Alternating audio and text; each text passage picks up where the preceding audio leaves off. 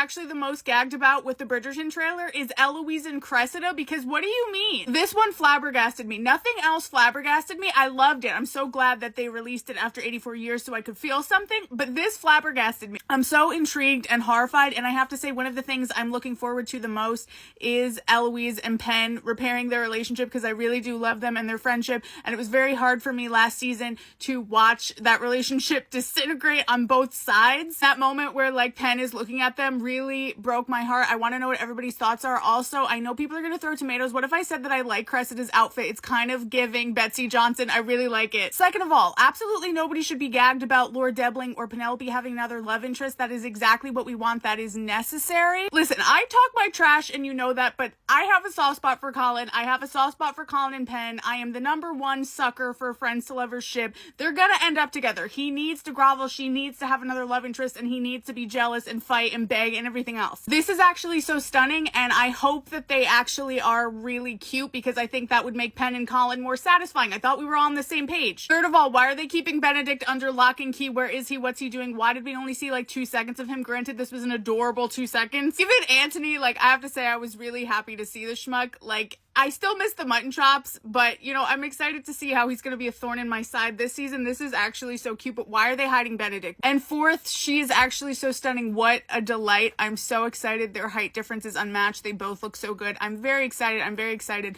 for these rom-com vibes. I was gagged by Cressida, and I miss Benedict, but because Cressida is absolutely slaying. I must not tell lies. Every single one. I think this one is my favorite. It's giving Betsy Johnson. It's giving Barbie and the Nutcracker, and I have to say, I really do love a gaudy, glamorous villain wearing flashy, flamboyant fashion just for the fun of it, and I love this. I love her hair, and I saw people like really coming for this one. I love it. Like, I saw a bunch of comments like, oh my gosh, why is the wardrobe so terrible? And I was like, And this one is just gorgeous with the fluff. I'm still gobsmacked by whatever the Cressida Eloise situation is, but perhaps unpopularly, as far as I'm concerned, I'm kind of loving the fashion so far, because I love Cressida's outfits and Penelope is slaying, and that's all that like I really care about. I'm loving the emerald and all the blues. She is so mermaid. Every single one of Penelope's outfits I think has been pretty so far that I've seen. Honestly, Francesca's is nice too, but like this one in the middle I'm obsessed with. It's so Cinderella. It looks so pretty with her hair. I can't wait to see more of it. And this sparkly one, I've been obsessed since the moment I saw it. I'm not mad, because I think Penelope's got the blues and greens down, Cressida's got the pinks down, and I think they're carrying, and that's all I really care about.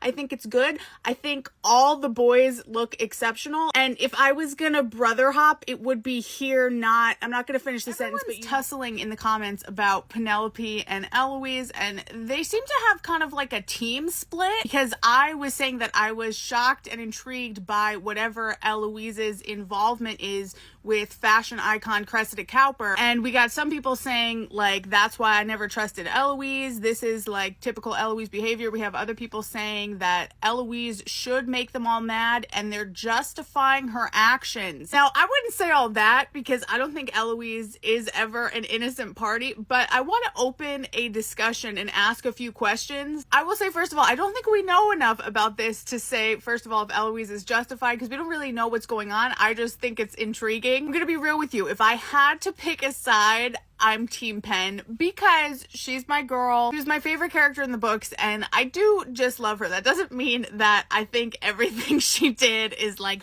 right, justifiable, and she went about everything the right way, but I do think she's the best. I do love her. And I will say that show Penn is a lot shadier and messier than book Penn. She's shady Whistledown, but, and I'm not saying there isn't an answer to this, and I'm not justifying this, but I'm curious, to people who really find Penn to be unforgivable for the way she exposed Eloise, what would you have done instead? Like, what would have been like the correct course of action that would have been effective in your opinion for Penn to do? Because I feel like it was unnecessarily harsh, but I also do feel like she doesn't do things for no reason. Like, she always does have reasons, but that doesn't mean like she always goes about it the right way. What would you have done to save Eloise? I'm just like curious. I'm not saying like there isn't an answer. And on that note, I do not think Eloise was a very good friend to Penn last season. I do think she can be very self-centered, very unaware. I think Eloise can be like that in general. Now, all that said, I am truly team Penn Eloise. I want them to make up. I want them to be shady together. I don't want them to fight anymore. One of the things I'm most excited about is to see how they come back together, because I know that they will, and I'm very excited for Penn and Colin too, but I'm very excited for this. Like, I'm sorry, but like,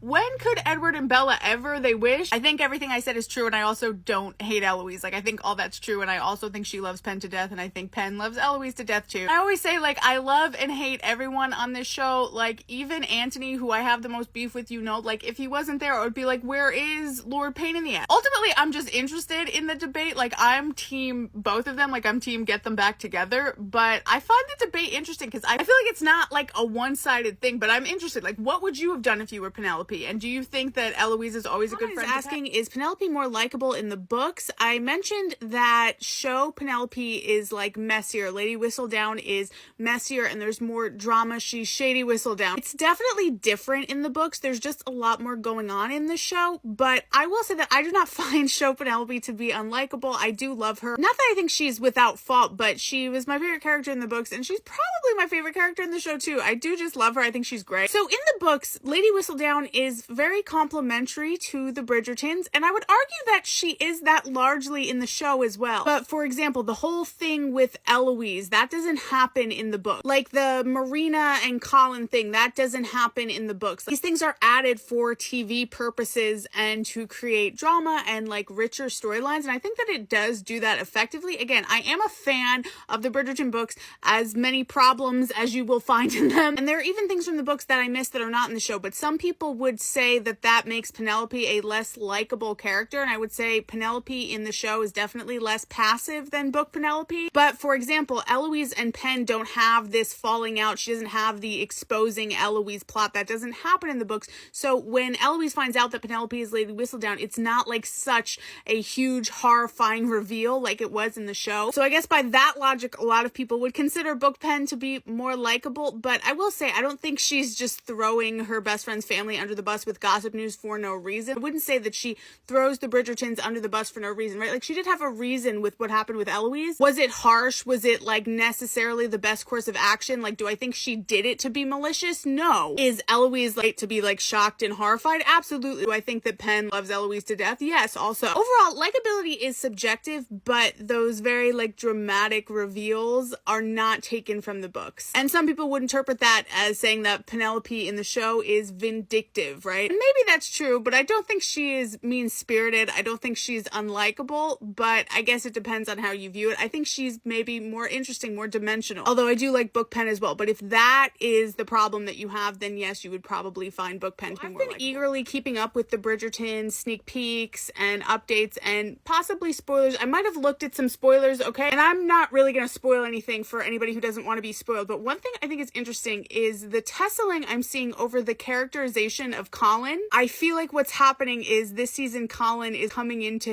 perhaps his like rakish era, and he's like very charming and kind of like a ladies' man this season. And he was like that in the books from the very beginning. And I don't know if this has been said before, probably, or maybe I'm crazy, but I feel like they sort of made show Benedict what book Colin was. Not exactly, of course, but book Colin is very flirty and mischievous. And that's not to say that show Colin isn't charming, because of course he is. But I noticed from the beginning in the show that he's more quiet and introspective than his brothers, at least, and certainly more so than his book. And I feel like some people really liked that and some people hate it. And I kind of like it both ways. I like it, and I'm excited to see what they're going to do with his Playboy era. I'm a little wary, but I do think it's going to be really good. But I do have to say, even though I criticize them, I am a fan of the Bridgerton books. I really do enjoy them. And I did like romancing Mr. Bridgerton. I do think Penelope and Colin are cute. It's just like fun. I love friends to lovers. I want Penelope to have what she wants. Yes, I want to slap Colin, but I also have a soft spot for him. And I feel like overall they have deepened Colin in the show, and I think it's lovely, even if it's different from the books. But it looks like this season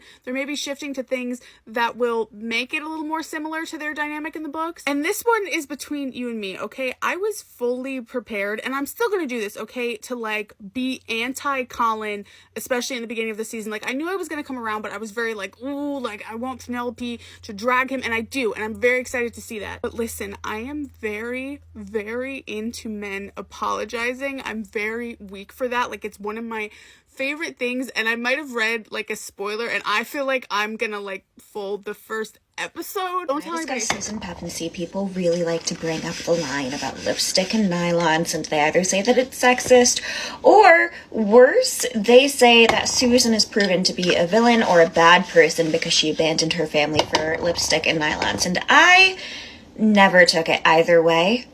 I actually really wanted to start wearing red lipstick and nylons and skirts and to go out and make friends because of Susan. I have always been a Lucy type character, but Susan is like the dream person that you want to be. She was the one that you could tell would be popular. She was always described as the most beautiful. Cannot get this to lie flat for the life of me. She is the it girl. And that doesn't mean that she's evil. It doesn't mean that she's bad. It just means that she's different from Lucy, because sisters are often different from one another, right? Right. So, with that in mind, when we discuss Susan Pevensey, what we need to actually look at is the concept of who she is and what was expected of her, because first and foremost, she grew up twice. So, when she grew up in Narnia, she got to have all these first experiences in Narnia. I am sure puberty is a lot more fun when you're 13 or whatever. Susan might have been 15 when she first went to Narnia, but growing up is probably a lot more fun when you get to do it in the walls of Narnia, okay? And then we see the other side of things. Then we have to see that she spends all this time in Narnia, goes back through the wardrobe completely by accident, no plan of her own, and is forced into the real world where a real war is still going on. And then she has to grow up in that world, in that war, and in the aftermath of that war. And yeah, she gets to go back to Narnia again. And then when she goes back to Narnia, she is told that she isn't allowed back to Narnia anymore. It's not going to happen again for her. Narnia's taught her everything that it can. Her little sister and her little brother get to go back. She doesn't. So she has choices to make here. She can either reminisce on Narnia, a place that no one else will believe her on, with her family for the rest of her life and try to act normal, or she can look at this past life and go, that was a really fun time of make-believe that I spent with my siblings. It's a little weird that they still remember that world, but for the sake of her own mental health, I think that her brain protected her from being able to believe in Narnia, which is also supposed to be symbolic for her faith. She lost her faith for a while, just like C.S. Lewis had in his years when he was Susan's age. And I don't think that's something bad. I don't think it's evil. I think it's just something that she had to do for her own sake. Stomp around like a giant while the rest of us try not to get smushed under his big feet. And what's so great about Caesar, huh? I mean, Brutus is just as cute as Caesar, and Brutus is just as smart as Caesar, and people totally like Brutus just as much as they like Caesar. And wouldn't it become okay for one person to be the boss of everybody, huh? Because that's not what Rome is about. We should totally just stop Caesar! Gretchen Wieners had cracked. Also, it's March 15th, which is the Ides of March, which is the day in history that in 144 BC. If I'm getting my dates right, I took a Latin class in high school, and we had to learn a lot of dates all the time. And I'm pretty sure it's 144 BC where Caesar gets by a group of his, 10 best friends, because you know what, it's friendship if not backstabbery. But anyways, that's when he says, et tu Brute, and then Shakespeare comes out with this play where Mark Antony does his entire speech about how he's not here to mourn Caesar, he's here to bury him. And then a bajillion years later, Tina Fey comes out with Mean Girls, and Gretchen Wieners basically becomes Brutus in her mind, but she's not Brutus. The Brutus is really Janician. And here's the thing, people are now realizing that Janician is the actual villain of Mean Girls. Yes, it's an entire story about Mean Girls being mean, but Janician is the one who's going out of her way to turn the new girl who has never had a single friend in her entire life before moving to America from Africa, where she was raised by her parents, taught a different language, had to grow up learning math, and the reason that she likes math is because it's the same in every language, which shows exactly how alone she was. And then we're supposed to believe that because Janice Ann is like, hey, ruin Regina George's life, I'll show you every single detail of how you can do it. And then Caddy starts becoming more and more like Regina George and like Janice Ann because they're both teaching her how to be the meanest mean girls possible.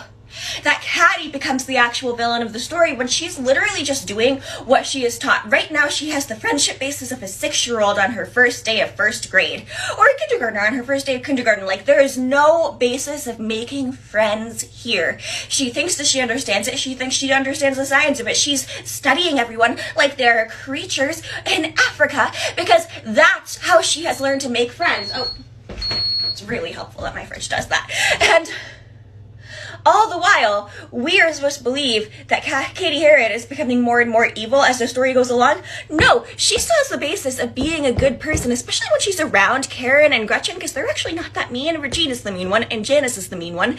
And then Tina Fey treats Janice like the hero, especially in Mean Girls the Musical. Like, literally, I'd Rather Be Me is a hero song. Janice Ian is no hero. That's a white feminist who just really doesn't actually like women that much in general, continuously. And it took me a really long time to notice that because, like, she wrote Mean Girls, and Mean Girls is such a great look at how women treat other women, but it also paints Janice Ian as the hero when Janice Ian is really kind of the problem of the entire film, because at some point, Regina George really did stop being the problem and Janice Ian started being the problem, but Cady Heron got blamed for the entire thing, which is when you know that the real villain is in place and is another person. Because if the new kid can get blamed for the entire thing that the other person did, that's like, I don't know. I feel like Janice Ian is like a symbol for corporate America, always blaming the little guy. You know, you get me? I'm getting off track though. So in 30 Rock, there's an episode where Liz Lemon goes back for her fucking 20-year reunion, and in that reunion everyone like avoids her and is like, you were such a bully, you were so mean, you were so heinous, we all avoided you because you were so mean to us. We would try to be nice to you and you would just bully the shit out of us. You're a terrible person. And Liz is like, oh my god, I'm a terrible person. So Liz is like, oh my god, I'm a terrible person, I'm so bad, I'm so evil, I can't believe it, I've really learned my lesson. And then she doesn't learn her goddamn lesson because she has continued being a bully. She's just a bully in a different way because now she's A, the boss, and B, really liberal and like for rights, but only if you follow the rights in the way that she wants you to. And I think a perfect example of that is every single time that she talks to Suri and gets mad at Suri for basically being a young person. I had a teacher like Liz Lemon, and let me tell you, that woman hated my guts, and she hated my guts because I was in a sorority and wore short skirts. Like, there weren't a lot of other reasons for her to hate me until I started giving her other reasons for her to hate me, because I stopped taking that class seriously after a while because she hated me. And there was nothing I was going to be able to do to fix it. But anyways, back to Liz Lemon. Liz Lemon's character is just Janice Ian grown up. She's figured out another way to bully people, without it coming to bite her in the ass and feel like she can blame anyone else for not taking her bullying seriously or not feeling like she can be fully herself, because she's really just such a nerd. She wasn't really a bully. She was just trying to get people to see like who they really were, because she was trying to be the bully before they could bully her. Anyway, Tina Fey, white feminist. Liz Lemon, white feminist. You know how you can really tell? In 30 Rock, the biggest character who gets the happiest ending is Alec fucking Baldwin. The white male conservative Republican gets the happiest ending. And not the happiest ending in like, oh, this is supposed to show us that like white men always come on top. In that, I think that Tina Fey really just wanted his character to get a happy ending because she liked him. Okay, bye. In high school, I wrote an essay. It was called The Ironies of Romeo and Juliet. I was 14 years old, and I wrote a paper very specifically on how Romeo and Juliet was actually a very ironic play because all of the characters were kind of put into different categories than you would expect. So Romeo is actually the lover, not the fighter. I have talked about this before. I feel that he is not the main character. He is the romantic lead, which is a completely different thing. Right.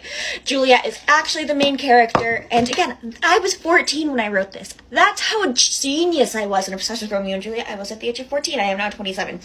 That being said, I wrote about how, I know people don't like when I do this draw, I'm sorry, I wrote about how Juliet Capulet is actually the main character, and she's the one who has a lot of the masculine traits of Romeo and Juliet, right? Right. And then I wrote some other things about, like, the nurse and the parents and all that jazz, but can I remember any of those parts now? No. Why? Because it was a very long time ago. It was almost half my life ago. That hurt.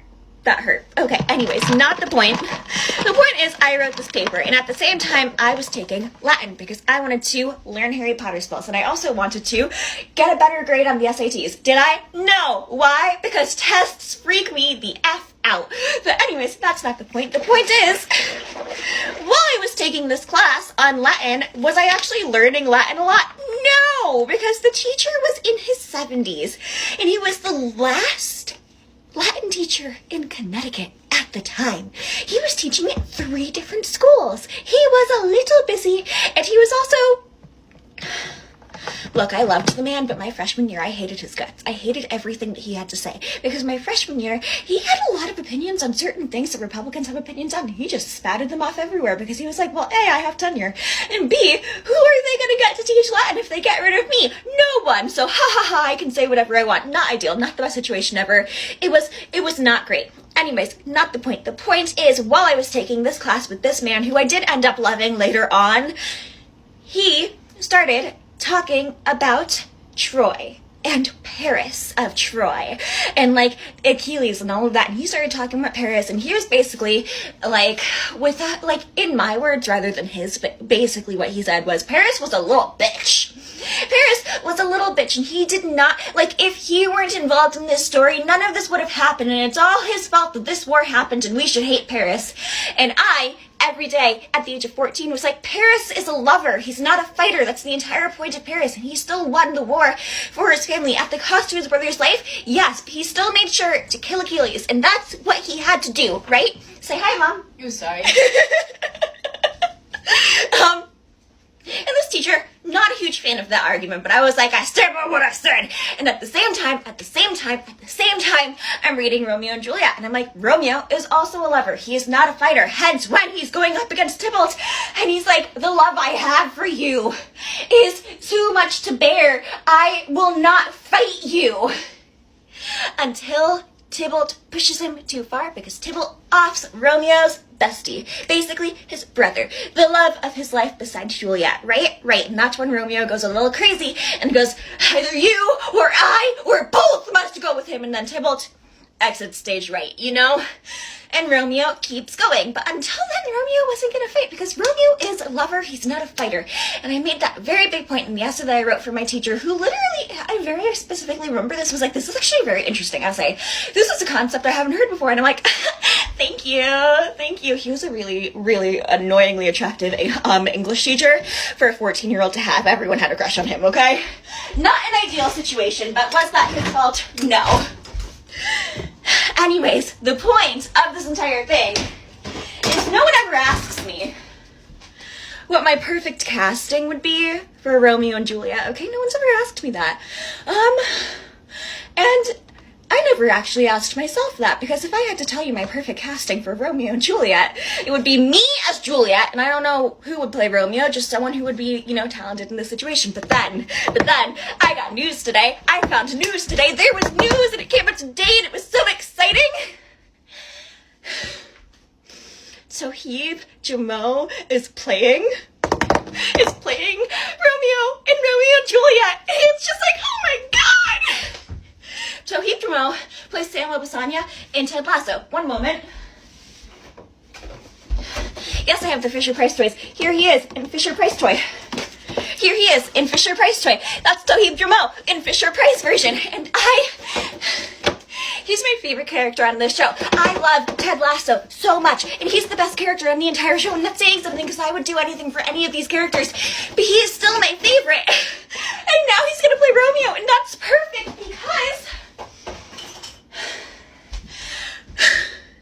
he is a lover. He's a character who has the softest characteristics. I made a video months and months and months ago about my perfect casting for Pride and Prejudice retelling, and I was like, the most important casting that would be possible is if Toheeb Jimoh played Mr. Bingley. There's only one option for Mr. Bingley. I could see like 16, 17 options for every other character so long as I got to play Elizabeth Bennet, but if I couldn't play Elizabeth Bennet, someone else can, it's fine, whatever.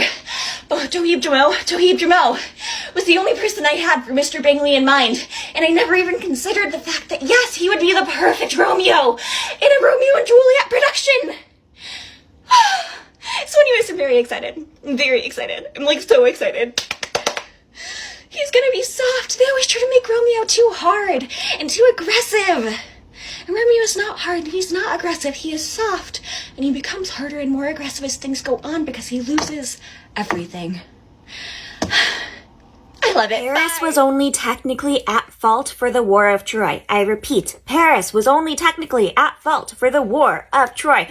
Why was Paris only technically at fault for the War of Troy, Jack? I'm so glad you asked. Thank you. Okay, so here's the thing. Before Troy ever happened, before Paris decided that he was going to marry Helen of Troy, the face that launched 1,000 ships, blah, blah, blah, blah, blah, blah, blah. You know what happened? King Peleus and Queen Thetis got married. And when they got married, they invited every single god and goddess to their wedding except for one. It was very Maleficent at Sleeping Beauty's wedding, except worse because it was all the gods and goddesses of the Greek pantheon, all of them except for one, and that was the goddess of discord. The only goddess you really don't want to piss off. The only goddess that the gods didn't really want to piss off, right? And they decided not to invite her to the wedding. And what did she do? She showed up anyways. She showed up fucking anyways. And in her hands, she had this gorgeous golden apple, okay? It was stunning. It was perfect. And it was amazing. And on it was written, for the fairest. As in, for the fairest of them all. And she just threw it into the crowd of gods and goddesses, and all the goddesses ended up fighting over it, but the three big ones came out and were like, it's gotta be one of us. It was it was Hera, Aphrodite, and Athena. And they all said, it's one of us. It's fucking one of us. One of us is the fairest, right? So then they go to Zeus. They're like, Zeus, you're the king of the gods. You're the king. You choose which of us is the fairest. And Zeus goes, I think that's the worst idea anyone has ever had. I don't want to do that. Instead, we're going to go to a great judge of character, to one of the greatest judges of character. He's super fair because he judged something for Ares a while back, and this is great. We're gonna go to Paris, Prince Paris. He goes by Alexander right now. He's herding his father's sheep because there was, once upon a time a prophecy that his mother had that Paris was going to cause the destruction of Troy, but that has nothing to do with any of this. It has nothing to do with any of it, So then, just go see him, ladies. So then, Hera, Aphrodite, and Athena all go to Paris. Hermes leads the way to them. And Hera, Aphrodite, and Athena are like, Paris, pick which of us is the fairest of them all. But they're not willing to just go based completely off of their looks. They're not willing to just say, hey, we won't say anything about ourselves. We won't tell you who's who. Just pick one of us. No, they each come with a bribe in hand. Okay? They each come with a bribe. Hera is like, I will let you rule all of Europe and all of Asia. You will be the king of the goddamn world. Okay? You're welcome. Athena goes, I will let you completely conquer Greece. Who wants Greece? This is Troy. You will be the king of Troy and Greece, but it will just be Troy. You'll have conquered all of it.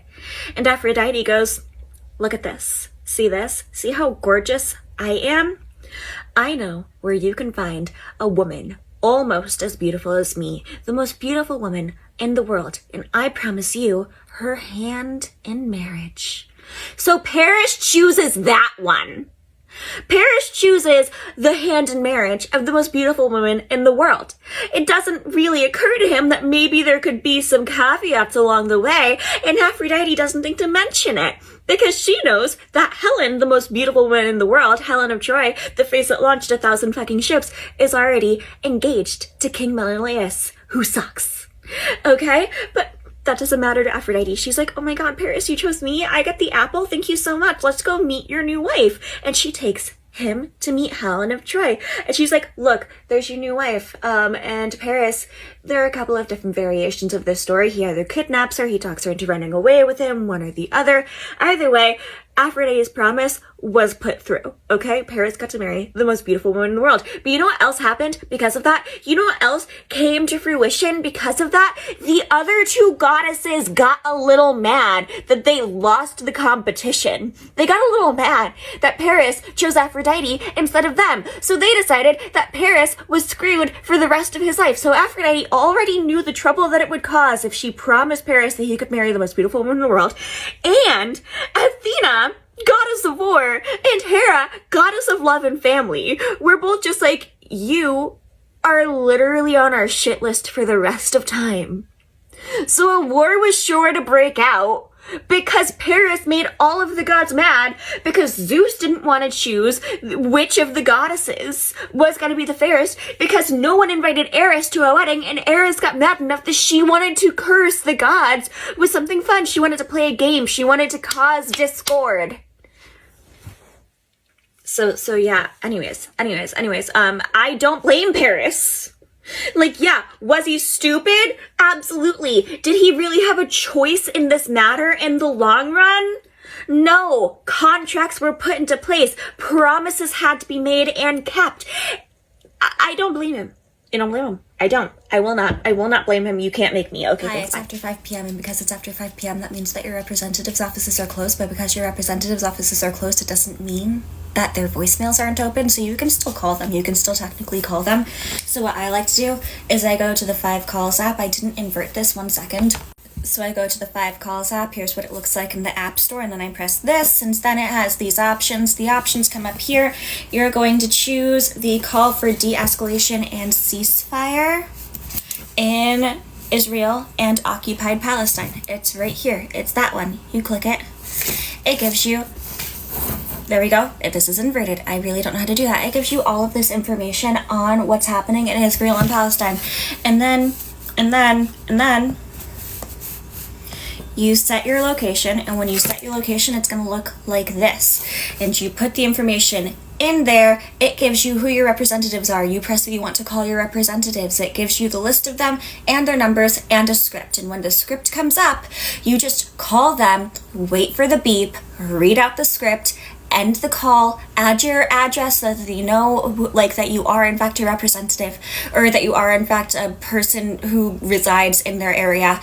And then you hang up and you go to the next one. You say that you left a voicemail. You go to the next one, call again, do the same thing 3 times. It's 3 calls. It's just 3.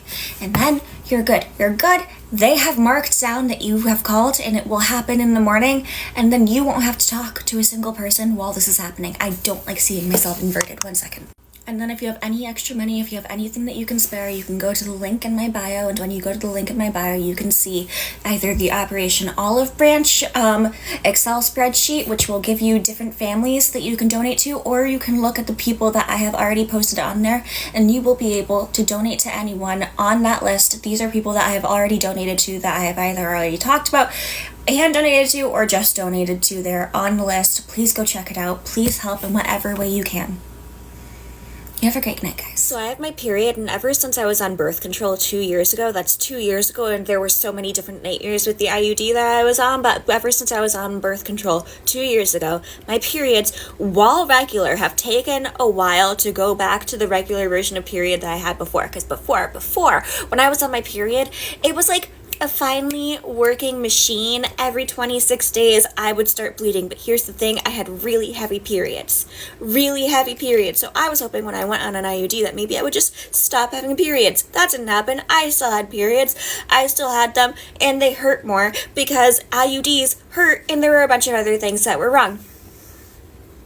But as of today, because I started putting like fiber in my diet, and that probably started helping to balance my hormones more, so now I'm like more fully back to what I was 2 years ago. I finally have my original periods. I've bled through 2 separate pairs of pants today. I use Super Plus tampons. and I've bled through 2 separate pairs, and I just want you to know that I use Super Plus tampons, and I've bled through 2 separate pairs of pants today. Because I want you to really understand when I say how important having menstrual supplies is. You need tampons, you need pads, you need period underwear, you need things that can absorb blood. Because even when you have things that can absorb blood, the blood will probably still find a way down your thighs if the period is heavy enough. And if you are under more stress, there's a chance that you may lose your period, but there's also a chance that your period may become exponentially heavier. And the women in Gaza don't have period supplies. They're using pieces of tents. Do you know what tents are supposed to do? Deter water. Make water just flow off of it. So how is it supposed to absorb blood if it can't absorb water? Blood is thicker than water. It takes more to absorb. So just remember that. Okay, thanks. Peeta literally says that Katniss does not know the effect that she has on people, and Katniss has no idea what he means by that because she's like, I know the exact effect that I have on people. And she tries to think about it and look at it from other people's point of views, but she still thinks that people are kind to her and people tolerate her in District 12 because of her father and because of what a great person her father was, right? Right. So, here's the thing about the Hunger Games that's very interesting. Katniss is the world's most unreliable narrator. She never knows what's going on. Even when she does know what's going on, she doesn't know what's going on. And, she tries to stay on the same page, and she thinks that she's an inherently bad person. That's, I think one of the biggest parts about Katniss's personality. Katniss is under the impression that she is inherently bad because of all the bad thoughts that she has about other people and about the Capitol and all of that jazz, and she thinks that she's only trying to save Prim because Prim is her little sister and because Prim is inherently good. So Katniss feels like Prim is her responsibility, when really we as an audience see all the good that Katniss does for people around town and all the ways that Katniss has just had to learn how to mitigate that fear of being alive and that fear and that sorrow that she has for everyone else that is in District 12. But we see that she has the ability to do something that Gale will never have and has never had the ability to do. She cares about people outside of her immediate circle. She worries for people who are outside of her immediate circle. We see that in the girl with the lemon-colored coat in the Hunger Games, but when Katniss sees her and is basically we might have to take this little girl out, and is trying to figure out a way around that and all that. But we also see this in other scenes as well, because she worries about her crew of makeup artists that anyone else might go, they are so stupid, they are too stupid to live, I hate them. If we had Joanna Mason as a narrator instead of Katniss, how would we have seen Joanna's people who are making her up and making her look beautiful so that she can die in the Hunger Games? How would we have viewed Phoenix? And the entire point of the story is that we're viewing them from the point of view of Katniss, because Katniss, while not thinking that she's inherently good, is inherently good. And this is a realization of Katniss being inherently good that we as an audience have pretty early. So even though Katniss is trying to go, I'm such a bad person, I'm the worst, I'm terrible, I have all these evil thoughts, we're seeing all the good that Katniss does, and because we are not Katniss, we're seeing it as Katniss being good. But that's not something that Katniss is ever going to have the ability to do.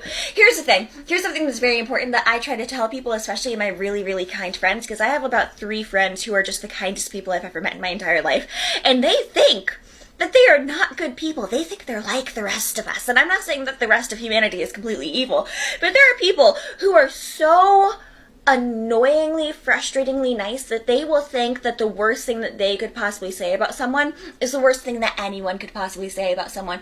So one of my absolute favorite people in the world, who I don't talk to nearly enough, she literally will be like, oh, I just had the worst thought. And I'm like, what? Because I love when she has bad thoughts. Because I want her to stand up for herself more, because she deserves to be able to do that.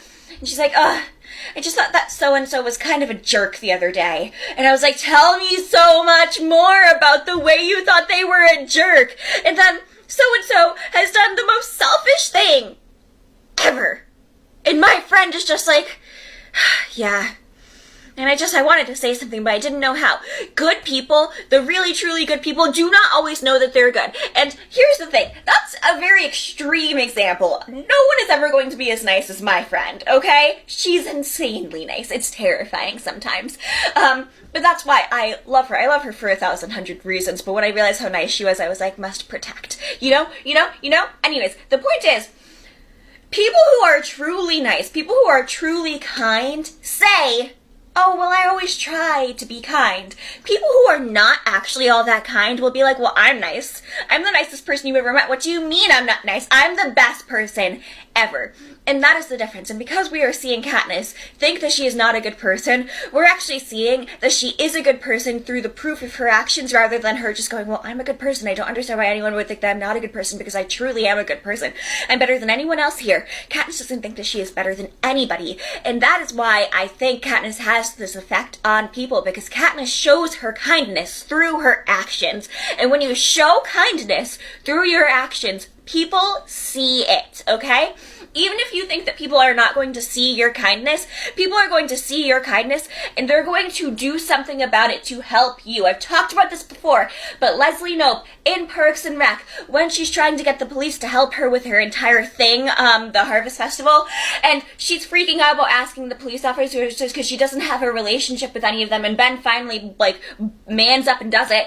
He's terrified of police, and he's still willing to do this because he's willing to do it for Leslie, because Leslie's a good person, and also because Ben's in love with Lizzie. So he goes to police chief, and the police chief is like, oh yeah, of course, Leslie Knope can have whatever she wants. And Ben is like, can I ask why? And the police chief goes, because Leslie Knope uses the things that she is given for other people. And that is what Katniss does. If you give Katniss bread, yes, she's using it to feed her entire family, but that's because those are the most people who are in the most dire circumstance in that time. You show me, Katniss, someone who is suffering, such as Octavia, Flavius, and the other one whose name I always forget. I love all three of them, and yet somehow I always forget them. And you see them suffering through her eyes, and it looks terrible. If we saw them suffering through Gale's eyes, it wouldn't look as bad. The effect that Katniss has on people, and the effect that she's able to have for causing an entire generation, is because the kindness seeps through her bones, into her words, into her actions. So when she is making this rally call about the Capitol being inherently evil and these horrible things that she's saying them from the bottom of her heart. And because she's saying them from the bottom of her heart, it's able to incite an entire revolution that people have been fearing for years. Batman show, but call it Green Arrow. Okay, so here's the thing. I have a deep-seated love for Batman. I grew up watching all the movies, all of them, and when people used to ask me who's your favorite Batman, I would give two answers, and both of those answers were completely incorrect because people would say I was deeply, deeply wrong, and it was Val Kilmer and George Clooney. Why was it Val Kilmer and George Clooney? Because they were the ones that felt like campy Batman, and because they were ones that actually gave Bruce Wayne a character arc. He felt like a separate character from Batman, and that was always very important to me because Batman and Bruce Wayne, while the same person, are two completely different people, and no one ever understood that until the Arrow show. And then when people would ask me who's your favorite Batman, I'd go, you're not going to like the answer, but it was no longer George Clooney. It was my favorite Batman is Stephen Amell as the Green Arrow. And people would look at me and they'd go, why? What? He is not Batman. I'm like, he is absolutely Batman. He has two completely different personalities. The cops are always thinking that he's one thing and then he's not one thing. And while Bruce Wayne is the love person of Gotham, and the Green Arrow, Oliver Queen, is not the love person of whatever city he's in, I'm forgetting right now, it still stands by the same thing. He is playing two separate characters. There's Oliver Queen, aka Bruce Wayne, who's this billionaire who's really charming and everyone likes him, and he's a party boy and he's a playboy and he's always juggling women and no one can hold him down. And then there's Green Arrow, or Batman, who changes his voice and feels that no one understands him and is trying to hold all the vigilantes, or not vigilantes, but all the bad guys responsible for the bad things that they do. And it's two sides of the same coin, okay? It's two sides, same coin. And it was just, I would watch this show and I'd go, this is a Batman show, and no one would believe me because I'd be like, well, it feels like Batman. It feels more like Batman the animated series than it does like the Green Arrow. And I never grew up reading the Green Arrows. I was like, maybe they're the same character, but are they? According to this guy, no, they're not. And I have to believe him because I only grew up on Batman and Wonder Woman and No, that was about it. Really, just Batman and Wonder Woman. Oh, Superman. It's Superman. But specifically, like, TV show versions of all of these, because I was a really big TV kid, and I was also strongly in hatred of Michael Keaton, because once he played Jack Frost in a movie, and that ruined most of my childhood as a small child named Jack Frost. Anyways, so the Green Arrow was always my favorite Batman until the R-Pat's Batman came along, and then he's the one that's playing more of the Batman Year One Batman, versus Bruce Wayne, so he's not actually learning how to be this charming kid. Yeah, he's just being, like, you know, the goth emo kid, and I fully believe that that's what Bruce Wayne would do, especially in the comics that we see by Frank Miller, Batman Year One, etc., where it's him learning how to be Batman and Bruce Wayne and juggle both of these things. Anyways, that's all. Okay, bye! Okay, so when I say that Katniss lost the remnants of her mom, what I mean is that throughout the entirety of the series of the 3 books of the Hunger Games that we see, Katniss never has her mother to begin with, and we learn that pretty quickly on because the Hunger Games is basically an info dump type of book, which again, I think is fantastic. But that being said, we learn that Katniss's dad dies, and her mother basically dies alongside him, but through her depression, which is not to shame the mother at all. She didn't have the tool. Well, she had the tools to be able to stop that depression, but not when she was in the depressive mess. If she could have gone to another healer to go, here's what I need, or here's what's happening in my brain, it would be different. But when you are depressed, like, what are you supposed to do? How can you really help yourself at a certain point in that depression that she was in? She was basically catatonic, right? My eyes always get stuck to that. So, that being said, we learn very quickly in the first book that Katniss stopped trusting her mother because of that moment from there on out in the book series. And in the second book, she starts trying to actually, like, trust and rely on her mother again and let her mom do nice things for her. Because she's like, well, I now understand a bit more of what my mom was going through at that time. I see how difficult it was for her to just get out of bed in the morning, blah, blah, blah. And she's willing to forgive her mom and give her another chance. Meanwhile, this is all really because of Prim, because Katniss's entire life revolves around her little sister. And her mother's life also revolves at a certain point around Prim. Prim is the mother's daughter. Katniss was the father's daughter. Prim is the mother's daughter. Prim is everything that's goodness. She is the healer. She's so good at what she does, and she has the kindest heart. And she never looked at the mom and saw that she wasn't there anymore. Prim was still willing to believe that her mother had come back and had come back to stay. Katniss never fully believed that, even in the second book when she's, like, willing to give her mother a second shot, and she's, like, always concerned about her. And in the third book where she's, like, trying to see her mother as more of a mother figure again, rather than just someone who made sure that she didn't go into District 12's version of foster care, we still don't have Katniss trusting her mother fully. She had the remnants of her mother. She no longer had a relationship with her mother where it was mother-daughter. They were much more on equal platforms because Katniss was the one who brought home the food for such a long period of time that she stopped seeing her mom as a mom. But because of the Hunger Games, it actually helped her very strangely to form a new relationship with her mother that was very important to see. And when Katniss lost Prim, her mom lost any hope to ever be able to go back to District 12, which is a completely unfair thing, especially considering the fact that Katniss has to go back to District 12, and that's the only place that Katniss can be. But it's what happened. When Prim died, Katniss lost the remnants of the relationship with her mother. She still can talk to her on the phone, but a relationship talking to your mother on the phone about the loss of your sister is not really, at this point in that story, a relationship at all. So that's what I mean. I love the Hunger Games. Okay, This is important enough that I've decided to respond directly out of the shower before I even started doing my hair. You can be biphobic and be in a relationship with a bi person. It's how you treat the bi person while you're in the relationship with the bi person that shows the biphobia coming out. And when Arizona tells Callie, while she's pregnant with Mark's baby, that Callie being pregnant with Mark's baby must be every bi person's dream, and please just admit that it's every bi person's dream that you're pregnant with Mark's baby while dating me, Callie. Like, it's really not fair to me that you're just pretending that this isn't your dream as a bi person. That's biphobic. It is. It's not just jealousy coming out to play. It is, in fact, biphobia, because you can be biphobic while still dating a bi person. It happens every day. Ask a bi person. I promise. And also, that's like saying that a racist person can't be married to a person of color. It's like saying that a racist person can't possibly be in a relationship with a person of color. You know who actually uses that rhetoric? Racist people, when they're married to people of color, they go, I can't be racist. Look at who I'm married to. You think I'm racist when I'm married to that? I'm not racist. Look at me. I just have opinions on race. But I'm married to a black woman. How could I be racist? That's what it sounds like when you say that a biphobic person can't be in a relationship with a bi person. Okay. I keep thinking about this, and I know I've already responded to this commenter, but there's so much more I want to say, because if your immediate reaction to being jealous of your partner is to say something against their sexuality, you are against their sexuality. And this is like really important to hear and to understand, because I think that people sometimes forget this.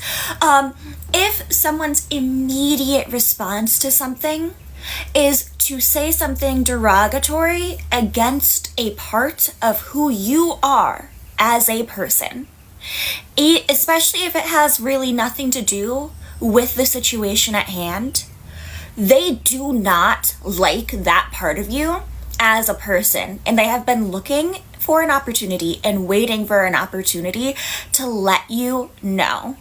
Arizona being jealous of Mark was just the tipping of the iceberg, because it was Mark being able to impregnate Callie. It was Mark being able to give Callie the child that she wanted. It was Mark being a part of Callie's life because Callie also is attracted to men like Mark.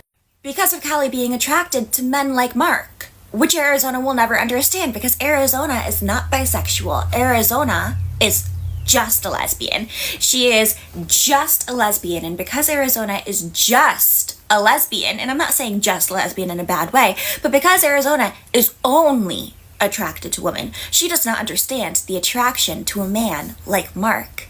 And she doesn't like that her girlfriend, the love of her life supposedly, does understand the attraction to a man like Mark. She does not like that Mark is Callie's best friend, and she especially does not like that Mark and Callie bang.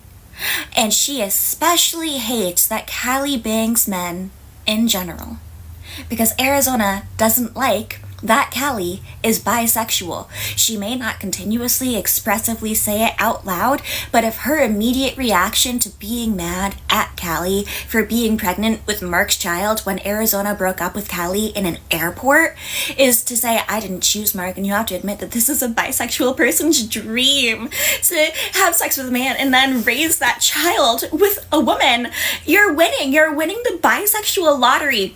That is biphobia. That is a phobia. That is distinctly and expressly hating someone for their sexuality. Arizona does not like that Callie also likes men. And the number one opportunity that she had to relay it was when she wanted to say that she just hates Mark. She hates Mark. She can't stand Mark. Mark is the worst. And then, because she hates Mark, and because she can't stand Mark, and because Mark is the worst, she wanted to really bring to point that Callie is bisexual and Callie likes Mark, but Arizona shouldn't have to like Mark. She's throwing a temper tantrum because she is biphobic.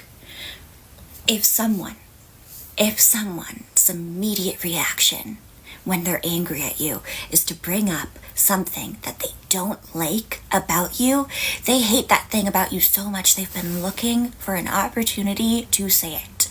And I want you to remember that, because when people are angry, the truth of who they are comes out. Thank you. Bridgerton rewatch before, the new season comes out, because of course I am. Of course I have to. There's no other option in the entire world other than doing a Bridgerton rewatch, especially since I'm taking a Grey's Anatomy break and I need my Shonda Rhimes fix.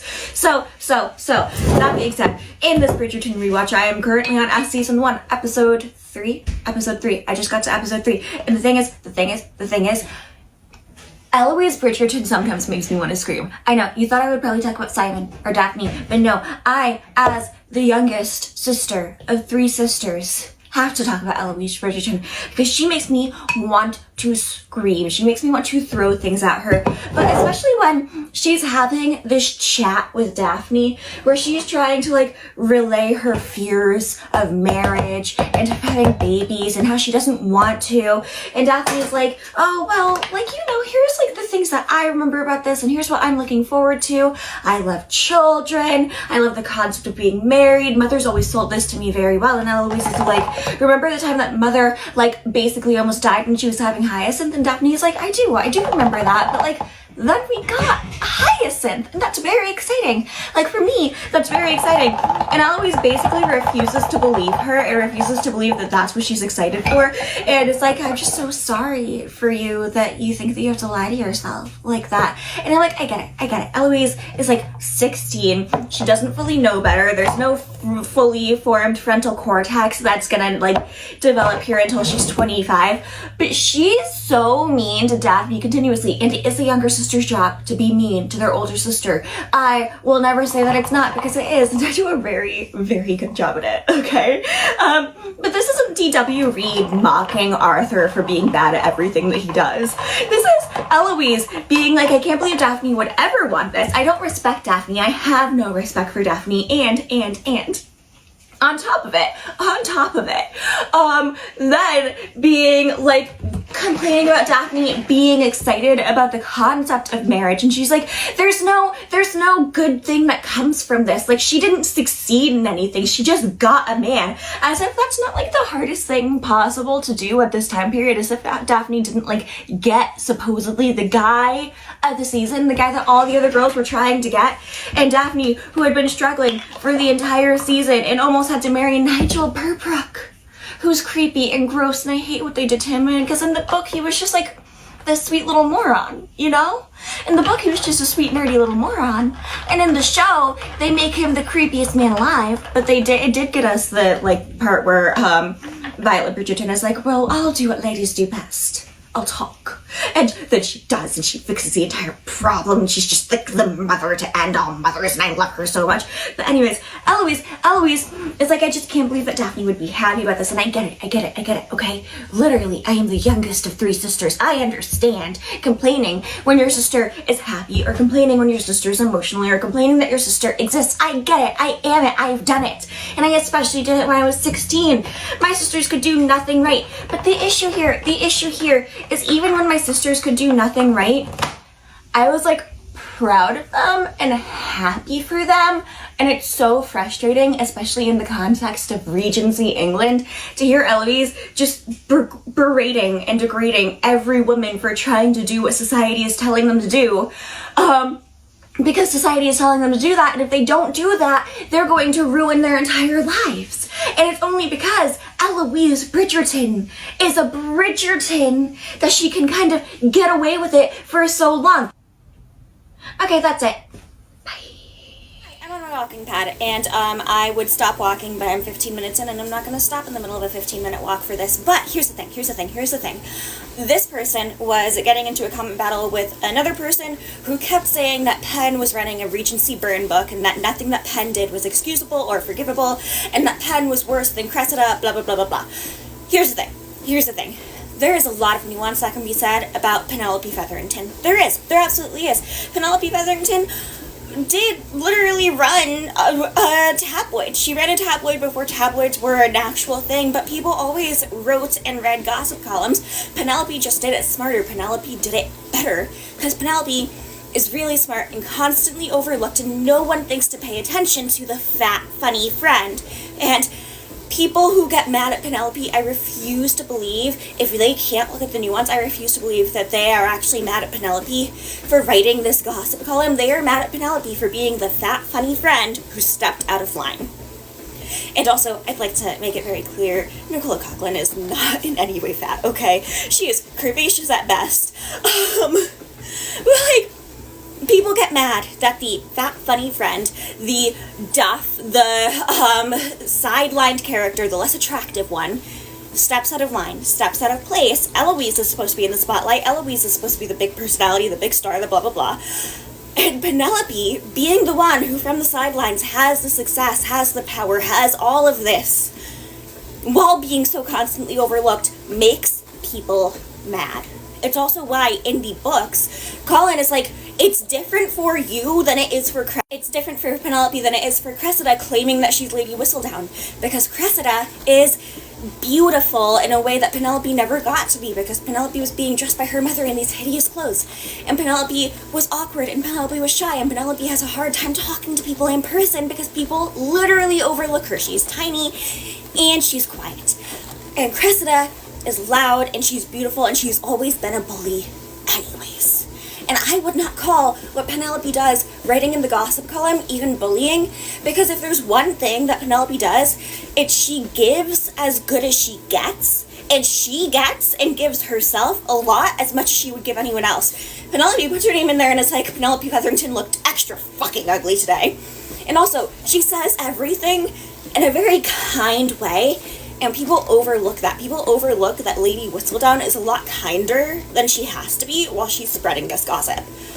And I needed to put that all out there. So anyways, if you are super against Penelope and refuse to look at any of the nuance in her character, I know that you just don't like that the fat, funny friend got hers. I know. Okay, thank you. I'm gonna go back to walking and speed this up.